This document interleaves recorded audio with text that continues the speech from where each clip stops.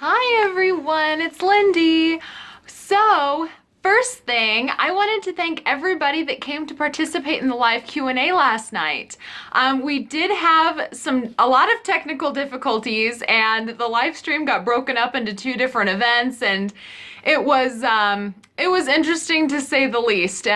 So we definitely need a do-over. We're gonna find a do-over. I'm gonna find a time for Casey to come over to my channel, and we'll do a live Q&A on my channel. So be watching out for that. We're gonna try to figure that out.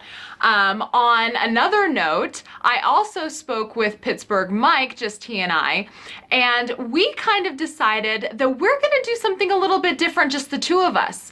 We're thinking that maybe we're gonna do like a weekly live stream, just something spontaneous. No certain day, no certain time.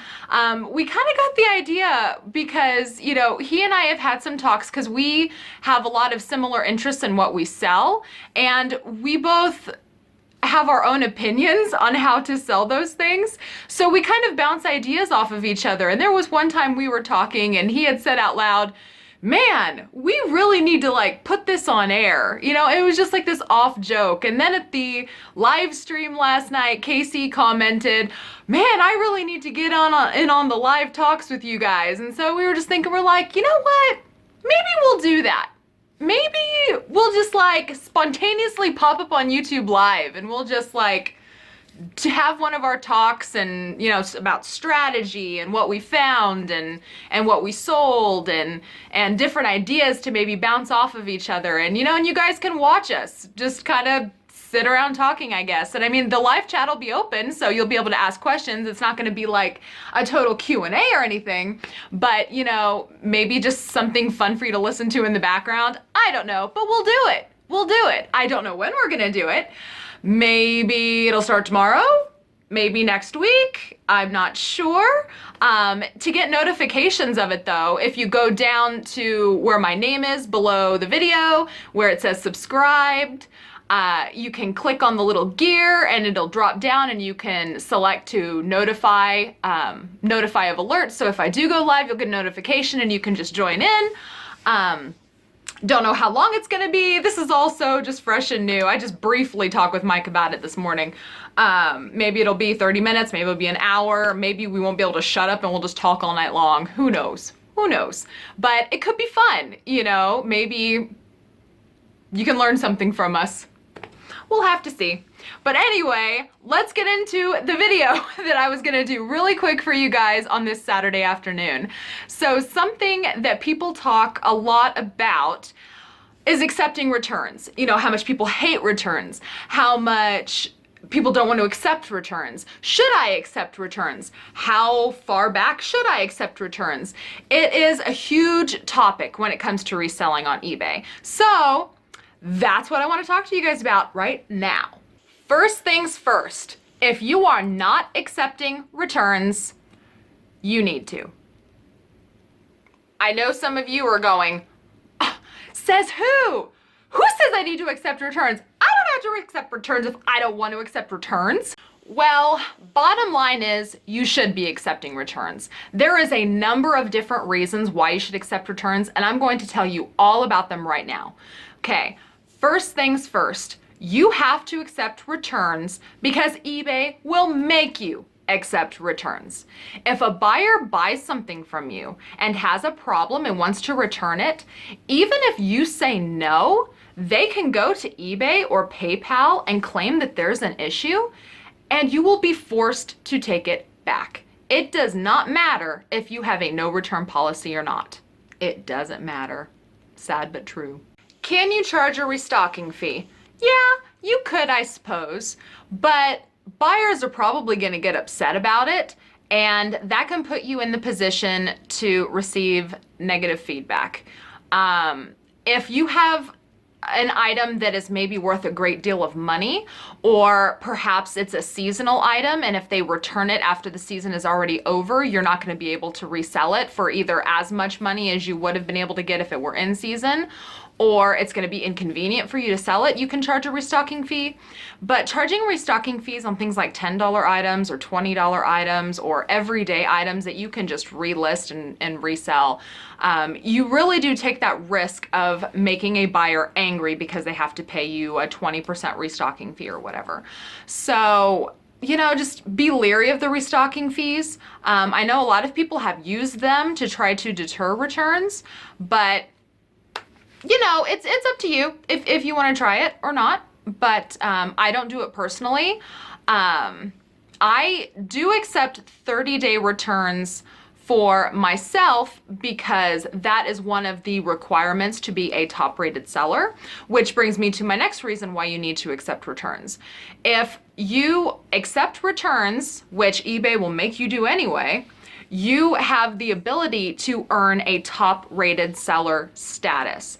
And when you earn a top-rated seller status, you get extra perks that those that are not top-rated don't get. You get better search results, you get discounts on final value fees, you know, you get an additional 20% off your final value fees, which can be a really big number depending on how much you sell. You know, for me personally, that 20% alone pays for my entire store subscription like 3 times over. It's a lot. Yeah, a lot.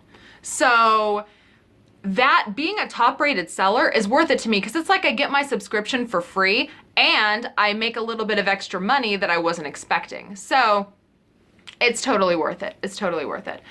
There are other qualifications to be a top-rated seller. I'm trying to think of them right now off the top of my head. It's been a while since I looked.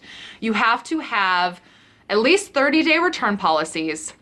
You have to have, I want to say $3,000 in gross sales and 100 transactions in a 12-month period.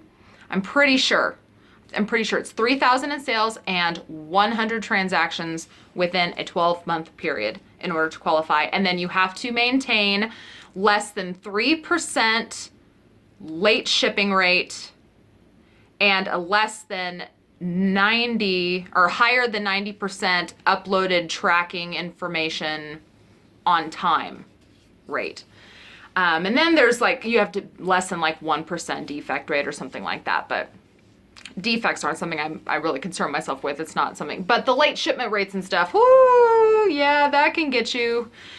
Just because you can't always control that. You control your handling time, but you can't really control how fast things get delivered and uploaded and if there's issues at the post office. So that part kind of sucks. Oh, and you do have to offer same day or 1-day handling. And I think those are all of the qualifications for top-rated seller. Pretty sure. You also get a little bit more of a discount on priority shipping if you are a top-rated seller. I noticed when I went from regular seller to top-rated seller, my most specifically, I noticed that my padded flat rate and my flat rate envelopes went from $610 and $575 to $590 and $560, which for me was awesome because that was like, you know, what, 20 cents and 15 cents on each one, and I use those a lot. So that ended up just upping my profits even more because I didn't change what I was doing. I didn't change any of my prices, but it was more money in my pocket just for getting top-rated seller. So strive for top-rated seller. It has its perks. It's wonderful. Do it. And then something else about returns that nobody seems to think about is the buyer's perspective.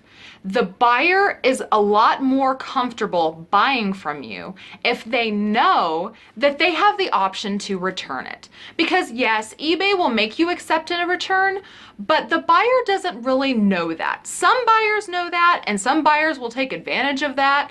But for the most part, buyers only know that there's a return policy if it states in the seller's listing that there is a return policy.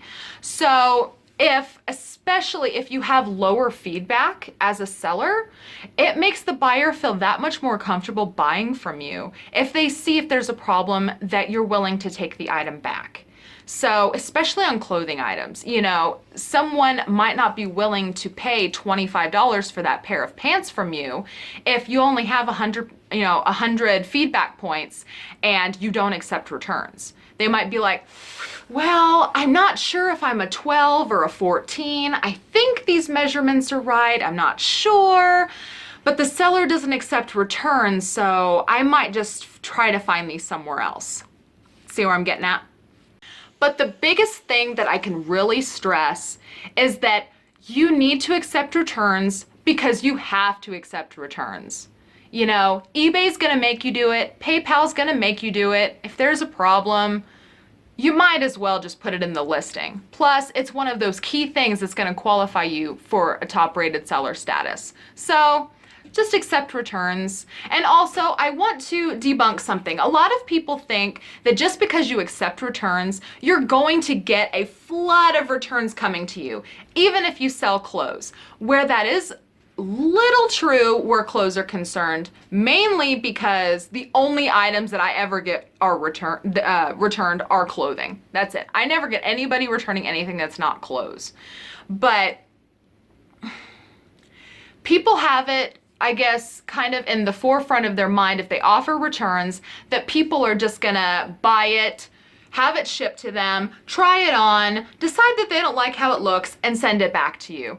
That's not always the case. You have to remember that returning an item is a real pain in the neck to a buyer. I mean, really it is. For us sellers, we're used to packaging up items and sending them out every day. We're used to printing out shipping labels and weighing stuff at home. We have poly bags and boxes and padded flat rates. We have all of this stuff at our fingertips. But to a buyer that doesn't sell on eBay, they have to go to the post office. They have to find something to mail it back in. They have to print out a label. They have to have packaging tape. It's a hassle to them. They're not just doing it to buy it, try it on, and return it. The only exception to that might be if they're buying something to wear it once and then return to you, which is something that you would expect someone to do at any regular department store. And it happens, it exists, but it doesn't happen all the time. I don't sell only clothing items.